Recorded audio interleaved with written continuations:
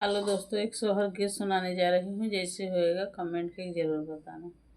सतरंगिया कबनिया डोलावई पिया, सतरंगिया कबनिया डोलावई पिया, तोरे मम्मी के हम न बोलाऊ पिया, तोरे मम्मी के हम न बोलाऊ पिया, ओ तो नैहर क पियरी चोरावई पिया, ओ तो नैहर क पियरी चोरावई पिया, सतरंगिया कबनिया डोलावई पिया, सतरंगिया कबनिया डोलावई पिया, तोरे भाभी के हम न बोलाऊ पिया, तोरे भाभी के हम न बोलाऊ पिया, तो सोठ पीसई से सोठ पीसई छोहारा चोरावई पिया, सोठ पीसई छोहारा चोरावई पिया, सतरंगिया कबनिया डोलावई पिया, सतरंगिया कबनिया डोलावई पिया,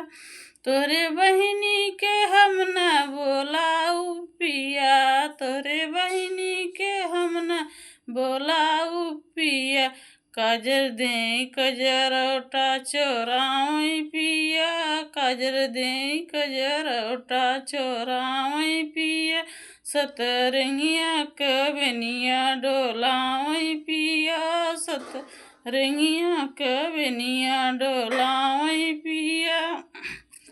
हेलो दोस्तों, ये सोहर पर का उठान है।